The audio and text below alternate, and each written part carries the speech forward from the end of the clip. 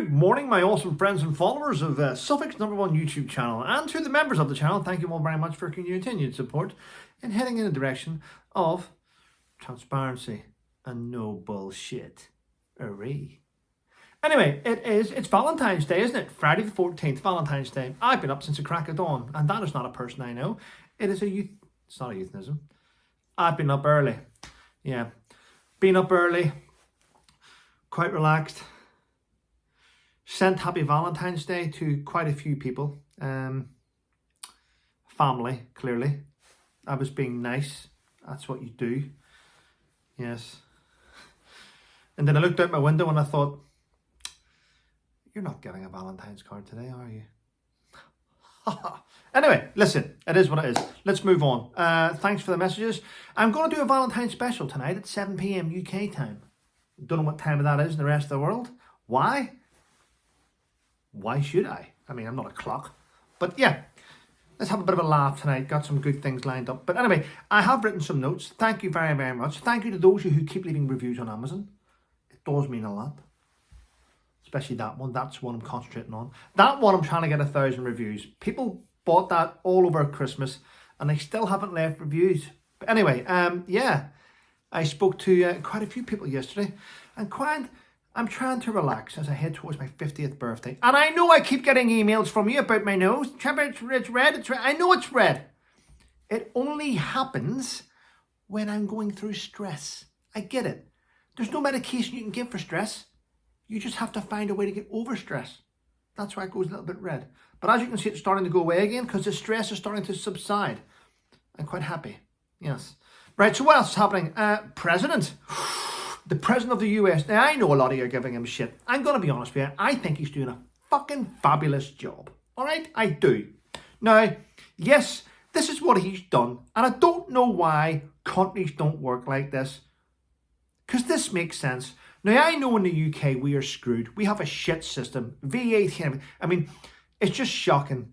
We are taxed to death in the UK on everything. We go to work. We work hard. We get paid. We have to pay tax on the money that we've earned. We go and fill up our car with fuel. We pay tax on the fuel. Not only the price of fuel. We drive the car which we've paid for and we're getting taxed on. And then we have to pay road tax to drive it. And then we get home and we have to have insurance for the things that we bought in our house. This is a system. We have to insure the things that we've bought to stop people from stealing it. But when people break in and steal our goods, the police don't give a fuck, do they? They really don't. They really don't. I've got no time at all for the police. And I don't care. I spoke to a retired police officer a couple of days ago, actually. And he said, listen, Trevor, I agree with you. This is retired police officers. Trevor, I agree with you. Today's police are lazy. They're lazy. They don't care. And they're unprofessional. That's from the police. Now, I actually tried to explain whenever I was growing up, we had the Royal Ulster Constabulary. And where I lived in Ballybean, for those that are watching this, we had 2 police officers, Harry and Ken. And I can tell you now, Harry and Ken would kick you up the ass. They would grab you by here if you did something wrong. And all the kids where I lived were fearful of Harry and Ken. They were just 2 bobbies who patrolled around the housing estate. And all the parents knew them. It was like, hi Harry, hi Ken, hello Mrs. this, hello Mrs. that, how's things, how's something. They knew everyone. Today you don't get officers like that because the police don't give a shit. Anyway, what else is happening? Yes, the president. So here's what the president's done. This is why I was mentioning the tax and VAT. The president has sat down and he's going through country by country. He's looking at country by country. And what he's saying is, if they're taxing us, we're taxing them. So what he's done is this. He's went, bit strange that the UK charge VAT on all our goods. So let's put a tariff on their goods. I got that wrong. He says the UK charge VAT on all their goods. So let's put a tariff on ours. Let's hit them with the same taxes they're hitting us with. Oh, and our Chancellor and our Prime Minister are in shit. They're like, what? It's going to cost the UK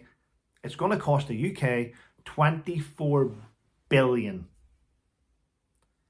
I'm going to be honest, I don't know why the US weren't doing it in the first place. I mean, if the UK think they can just put on VAT, and VAT is like a tariff. It, so if the UK think it's okay to charge 20 or 17.5 or 20% on all goods VAT to charge all across the world, then I think every other country should do it to the UK. It's just how it should work. Brilliant. And there's calls on our Chancellor, Rachel Thieves. That's the name I give her. Her name's Rachel Reeves, but anyway, Rachel Thieves is better. Where Rachel Thieves, they're now calling for her. We need to look into her CV. We need to look into her expenses and her CV. We think she exaggerated on her CV. Let's actually look into what qualifications this woman actually has. I think you'll find it's very, very little. People lie on CVs. People that have no life lie on CVs. People that have done everything don't need to lie. I'm just saying. I'm just saying. Yeah. Yeah. And yes, thanks for the message. I did see it. I did see it. Yes. Ready? An Afghan refugee who had been turned down on his asylum in Germany should have been deported, but they missed him. Another one of those ones. Must have slipped the net. Must have slipped the net. Yeah, we were watching him, but then we turned around for a sandwich and he was gone. Look, I don't know where he went. Yep. Well, guess what? The Afghan refugee that should have been deported from Germany, having failed his asylum application, was the person that drove into a crowd of Germans and injured many of them, some of them very, very critical. Yep. Sad, isn't it? But see, a couple of years ago, I remember this. I remember Suffolk Police. Hey, Mr. Kelt, yeah, man, it's been reported of a hate crime. I was sitting in the kitchen with my mate at the time. Report of a hate crime? Tell me what hate crime. You mentioned Bajabaki, and you said that Afghan men do this to children. Did I say that? Yep. Show me where I said it. Well, it's been alleged. Oh, Bajabaki, come here. Come here, officer. Let me educate you. What does this say? What's this here? What's it? Is that a little boy dressed up in makeup? Yep. What's this? What's this? What's this? I was in Afghanistan, done several tours. I know what happens every Thursday night. I know how the men and the Afghan National Police treat young boys. I know it. Yeah, but you can't say it. I can say whatever the fuck I want because it's a fact. Now go and check it out. And they never returned. The officers never returned.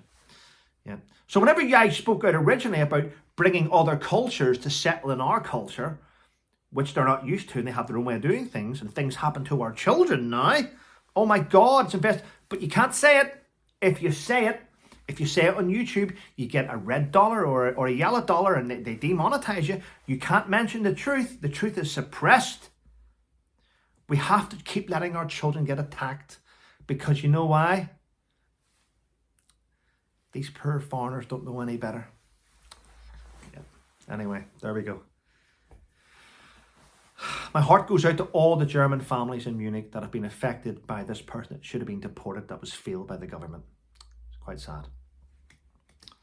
Another thing that's quite sad this morning is to hear about Lawrence Dallaglio, yeah, the ex-England World Cup rugby star. He's been married for 20 years to Alice, hasn't he?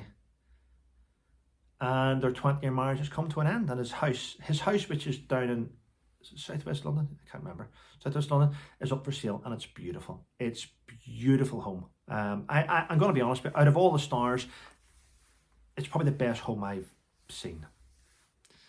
I mean, as you go up, the gates are beautiful, the driveway is beautiful, the house looks stunning. It's like something from a catalogue, like a film catalogue.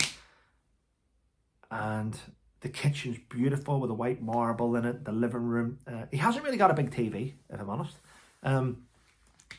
He doesn't really watch TV. He's busy living his life along with it. Well, he was. And in his back garden, he's got these, he's had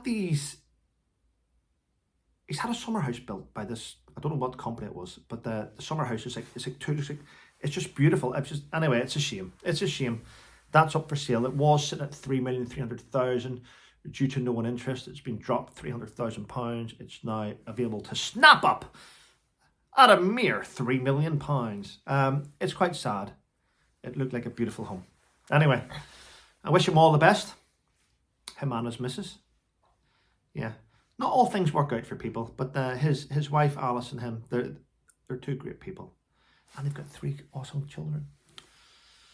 Anyway, what else is happening? Oh yes, West Yorkshire Police, another one. West Yorkshire Police, another police story. Now, I remember getting in touch with West Yorkshire Police and handing them evidence, handing them a statement, handing them witnesses, and they still couldn't do anything. I remember handing West Yorkshire Police a witness statement, evidence, CCTV footage, and they still couldn't do anything. Well, guess what? A 43-year-old West Yorkshire policeman, let me get his name for you. PC Joe Lavender. 43-year-old police officer PC Joe Lavender has appeared in court with, let me get this right. He's raped 2 women and sexually assaulted a girl under 14. That's West Yorkshire Police for you. Yeah. They probably couldn't deal with my case because they were too busy investigating their own officers. Listen, it's becoming the norm now. Police think they can get away with everything. They think they're above the law, quite clearly, from PC Joe Lavender there. And yeah, but you know what? Do you know what comment they put out? Do you know what comment West Yorkshire Police put out? Which made me think, oh, you shouldn't have done that really, should you? He's still a police officer. He's still a police officer. Ready? Yes, but he did these crimes, alleged crimes. He did these alleged crimes while off duty. What a stupid statement from West Yorkshire Police. Yes, but he did them off duty, didn't do them on duty. Oh, wow, yeah. Brilliant. Still an evil, vindictive, nasty officer in West Yorkshire Police. There's quite a few of them there. I don't think there's as many there is in Suffolk. Suffolk have quite a few, in my opinion, corrupt officers. But I'm allowed to say that when I've got 7 crime numbers in the kitchen where I've reported things several times and they haven't been able to help me. Yes. Interesting, isn't it? I have no time for them. Do you know what I used to be? Do you know what? I am law-abiding. I don't break the law. But I just don't like them because I don't trust them anymore. I've lost the trust in them. I've got the names and badge numbers of dozens of officers there. So has my solicitor, by the way. Yes. And what else? Oh my God.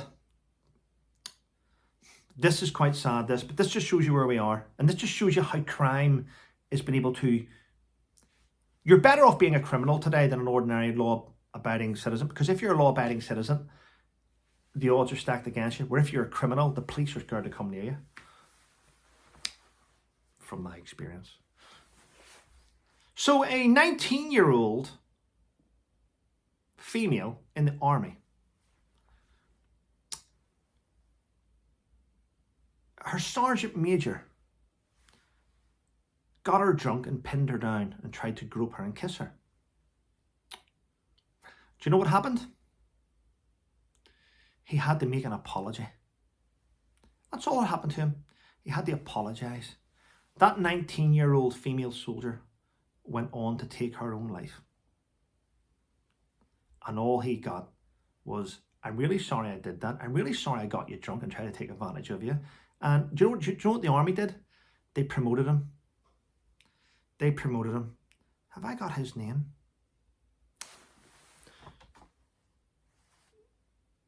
Sergeant Major Michael Webster. An inquest has pointed that out, by the way. These are not things I make up. An inquest. It's in the Daily Mail. Go and read the article. Shocking, isn't it?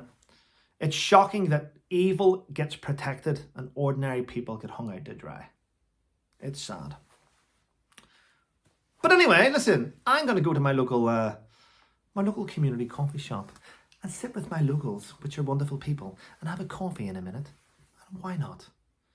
What does it cost me? I think it's £2 for a latte, or $2.50 for a cappuccino or an Americano. But you know what? I don't care. The money goes into the little community. It's lovely. It's lovely to sit and chat to people. And I'm going to sit down with a lady called... She goes in there. She might not be there today. Emma Bancroft. I showed you her in my YouTube posts, actually. She does Pokemon cards with her daughters. And she does that. She's just started a YouTube channel. She's got about 20 subscribers. Go and give her support. I mean, there's a lot of people. There's another guy I supported yesterday, actually. I give him a shout out. And you know what? These are people that we should be helping. There's a guy the other day, he started a YouTube channel. His name's James. He's lost his job. He's got no income. Panicked. Started a YouTube channel.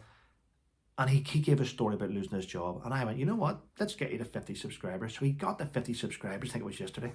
Let's get him to 100. Let's support people that need help. That's the best way. Keep keep your circle tight, but also help. If you can help someone, help them. Anyway, listen, have a wonderful day, everyone. I will see you tonight, 7 p.m. I'll see you tonight when I'm talking shite. Yep, 7 p.m.